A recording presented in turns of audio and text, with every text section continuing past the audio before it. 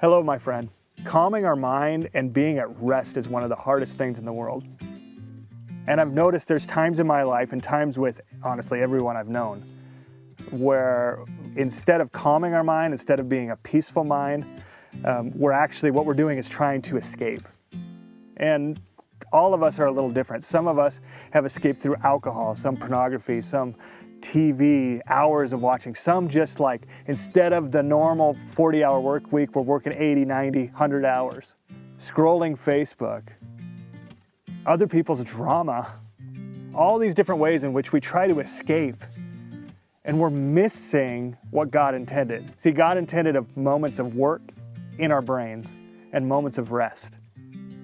See, this harkens back to even the creation of the world, where there's a day of rest for God, which did not need rest, but He's modeling for us work and rest.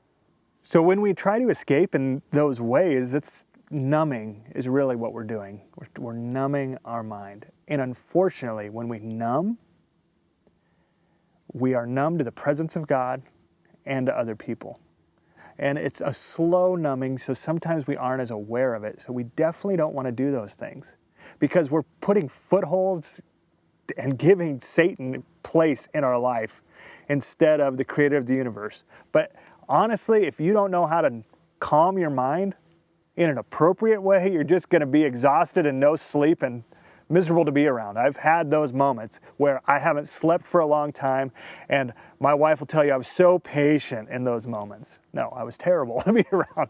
But here's the 5 ways in which you can rest your mind in a godly way instead of those other ways. Number 1, if you want to rest mentally, I have found that working myself physically helps. See, I like to run. For me, that's what I do. I have a friend, he likes to ride his bike. There's all sorts of different ways that we can do this. In fact, I might have mentioned running, and you're like, that is the last thing in the world I want to do. It doesn't matter what it is. It can be walking, but working physically, for whatever reason, especially as a guy, I can't speak to women. I'm not one, but as a guy, working physically helps me to rest mentally, and side benefit helps me to connect with others. So one of the ways I can do that is by walking with my wife, and we can share about our days, and it helps me to rest mentally. Number 2, to refocus on something else. I have a super active mind, and I used to try don't think, somehow that's gonna work. But I've redirected it into non-work things. So my family, we do puzzles together, especially around the holidays. Doing games together, strategic games. That has a negative consequence in my life, and that is I'm super competitive, so sometimes I'll get competitive even with my kids, and I'll sing a song. All I do is win, win, win no matter what. Doesn't end well, but games can be a way that you can rest mentally. Find other things, like what is there to refocus on something completely different. Here's the thing though, I've learned I need, in that area, I need margins of when I'm going to do that and when I'm not, because otherwise I will do a game that refocuses me for hours and makes me a non-present person. So there's just a caution with that. Number 3, connecting with others. When I'm connecting with others and talking to them, I'm curious about their life, and I'm not so much thinking about the strategic things I have in my own life. That can be a way you can calm your mind. Number 4, most impactful thing I've ever done in my entire life when it comes to quieting my mind and having a healthy relationship with God, and that's meditative prayer. Meditative prayer, where I'm asking Him questions and I'm shutting up, is so hard, but so impactful. In those moments, God tells me what I mean to Him, that He chose me. These are things my heart needed to hear. And I think there's things your heart needs to hear too. And if you're not in those moments of stillness, 1, you're not going to hear God. And 2, you're not going to practice. It takes practice in quieting our mind in a healthy way. See, all these years, I was realizing I was numbing in those different areas that we just talked about at the beginning. Like, I've done some of those things, but I was missing the healthy way to do it, which grew me closer to God and grew me closer to others. And So meditative prayer, please, please try it. There's lots of different ways you can do this, by the way. There's the Pause app. You can download that on your phone. It's an easy beginner step in meditative prayer. There's also, it's called chair time, and you can Google that and figure out what that is. And that's just having a specific spot, a specific chair in your house where you listen to God. And it's forming this habit of meditative prayer. Number 5, anxiety. You know, for a long time, I blamed my not sleeping on my problems, my strategic mind. But I've realized problems don't wake you up at 2 in the morning, problem solving. Anxiety does. So I think you might be more anxious than what you think if you're having trouble calming your mind. And there is an easy 3-step process to calming our anxiety that I just wanted to talk to you about. So the first one is to notice. So there's 3 different ways in which you can notice anxiety. 1, a spinning mind. If you have thought about a problem for an hour, that's not problem solving, that's anxiety. Again, that's a spinning mind, right? You're ruminating. Have you ever had these moments where you're going to have a critical conversation with someone? You're going to talk to them about something really hard. And you've talked about, well, if they say this, then I'm going to say this. And you do this for an hour or 2 or 3 or days. That's a spinning mind. The other way it might show up is a tightening body. Your jaw gets tight. You could even, there's some people I know that get sick because their stomach's tightening so much. But tightening body is another way you can notice anxiety. Number 3, a racing heart. You ever have someone say something and you just get ticked off, right?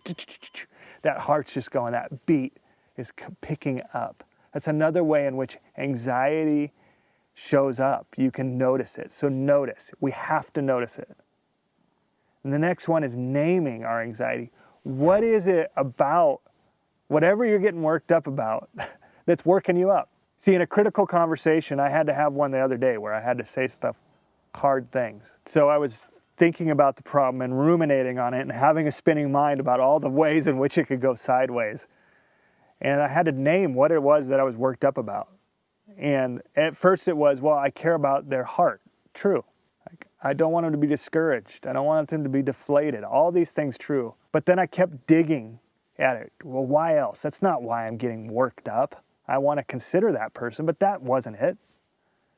And so as I dug deeper, at the root of it, I wanted him to like me. That's what I was worked up about. Would he not like me? Would he not approve of me? Would I be rejected by them? Like, when you get worked up, are you digging into what is it exactly? Because we all have things that we are worried about, but sometimes not brave enough to be honest about. But the more specifically you name it and verbalize it, the more it will diffuse the anxiety. Last one, number 3, on managing the anxiety is diffusing it. So you noticed and you named. You're like 80% of the way there. If you just do that, you're going to quell the anxiety and be able to calm your mind. But the third one is like the hammer that just gets rid of it completely. And that's diffusing. So we diffuse in 3 different ways. There are people that energize you. It diffuses anxiety. Have you ever been around someone where you're like all worked up and then you're around them and you're like, oh, they're just like a breath of fresh air. So those are people. And not everyone you love is going to be that person for you. Like, I love my kids. They're great. I hope they're not watching this right now. But they do not energize me. Like, they're my children. I hope when they're adults that they will. That would be my dream come true. But right now, they suck my energy. They don't add to it. So, but I still love them. If you're watching, I love you. So those people, like, who is it? It doesn't mean you don't like them if they're not adding to you. Places. What places?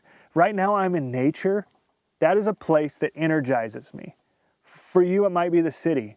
That's weird to me, but it might be. Where are places?